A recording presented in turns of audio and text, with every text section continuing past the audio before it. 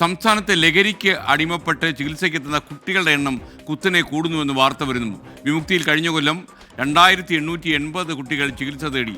2023-ൽ 1982 കുട്ടികളും ചികിത്സയ്ക്ക് വന്നു. 2021 ശേഷം 6781 കുട്ടികളാണ് വിമുക്തിയിൽ ചികിത്സ തേടിയത്. 24 പ്രൈം ടൈം ബ്രേക്കിംഗുമായി ഉമേഷ് ബാലകൃഷ്ണൻ ചേരുന്നു. പ്രൈം ടൈമിലേക്ക് സ്വാഗതം ഉമേഷ്, പറയൂ.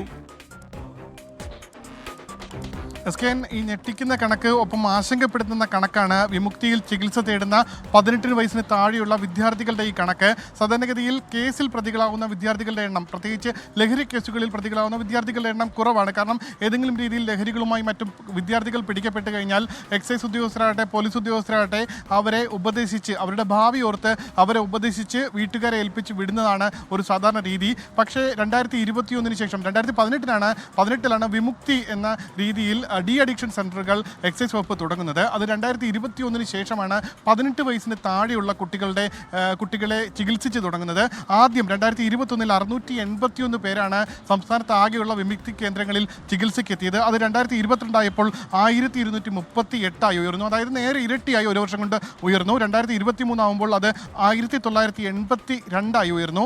അത് ഈ കഴിഞ്ഞ വർഷം 2024 സെപ്റ്റംബർ വരെയുള്ള കണക്ക് പരിശോധിച്ചാൽ 2880, അതായത് 2021 ശേഷം ഏകദേശം ഇരട്ടിയായി ഓരോ വർഷവും വിമുക്തിയിൽ ചികിത്സയ്ക്കെത്തുന്ന മയക്കുമരുന്നിന് അടിമയായ വിദ്യാർത്ഥികളുടെ എണ്ണം, അല്ലെങ്കിൽ 18 വയസ്സിന് താഴെയുള്ള കുട്ടികളുടെ എണ്ണം ഉയരുന്നു എന്നുള്ളത് ആശങ്കപ്പെടുത്തുന്നത് തന്നെയാണ്. 4 വർഷത്തിൽ 6781 വിദ്യാർത്ഥികളോ അല്ലെങ്കിൽ കുട്ടികളോ ആണ് ഈ രീതിയിൽ വിമുക്തി കേന്ദ്രങ്ങളിൽ ചികിത്സിച്ച് ഭേദമാക്കി തിരിച്ച് നിത്യജീവിതത്തിലേക്ക് അല്ലെങ്കിൽ സാധാരണ ജീവിതത്തിലേക്ക് കടന്നുപോയത്. നമ്മൾ എപ്പോഴും എക്സൈസിൻ്റെ പ്രവർത്തനങ്ങളെ, പ്രത്യേകിച്ച് ഈ മയക്കുമരുന്നുകളും മറ്റും പിടിക്കുന്ന പ്രവർത്തനങ്ങളെ വിമർശിക്കപ്പെടുമ്പോഴും ഇത്തരത്തിൽ സംസ്ഥാന വ്യാപകമായി വലിയൊരു രീതിയിൽ ഡി അഡിക്ഷൻ സെൻ്ററുകൾ പ്രവർത്തിപ്പിച്ച് നിരവധി പേരെ സാധാരണ ജീവിതത്തിലേക്ക് തിരിച്ചു കൊണ്ടുവരുന്നു എന്നുള്ളതാണ് ഈ കണക്കുകൾ സൂചിപ്പിക്കുന്നത്. എന്തായാലും 6781 വിദ്യാർത്ഥികളെ സാധാരണ ജീവിതത്തിലേക്ക് വിമുക്തിയിൽ ചികിത്സിച്ച് അല്ലെങ്കിൽ കൗൺസിലിംഗ് നൽകി സാധാരണ ജീവിതത്തിലേക്ക് തിരിച്ചെത്തിക്കാൻ കഴിഞ്ഞു എന്നുള്ളത് എക്സൈസ് വകുപ്പിൻ്റെ ഒരു നേട്ടമാണ്. പക്ഷേ ഈ കണക്കുകൾ ഓരോ വർഷവും ഇരട്ടിയാകുന്നത് ആശങ്കപ്പെടുത്തുന്നതാണ്. ഓരോ വിദ്യാർത്ഥികളും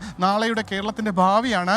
ആ സാഹചര്യമാണ് ഓരോ വർഷം കഴിയുന്തോറും ഈ മയക്കുമരുന്ന് ഉപയോഗിക്കുന്ന, മയക്കുമരുന്നിന് അടിമയാകുന്ന കുട്ടികളുടെ എണ്ണം വർദ്ധിക്കുന്നത് എന്നുള്ളത്. എന്തായാലും ഇത് വിമുക്തി കേന്ദ്രങ്ങളിൽ മാത്രമുള്ള കണക്കാണ്. സാധാരണ ആശുപത്രികളിലും മറ്റ് പ്രൈവറ്റ് ആശുപത്രികളിലും എല്ലാം ചികിത്സ തേടുന്ന വിദ്യാർത്ഥികളുടെ എണ്ണം കൂടി എടുത്താൽ അത് വളരെ വലുതാകും. S K N. ഉമേഷ് ബാലകൃഷ്ണനാണ് വിവരങ്ങൾ നൽകിയത്.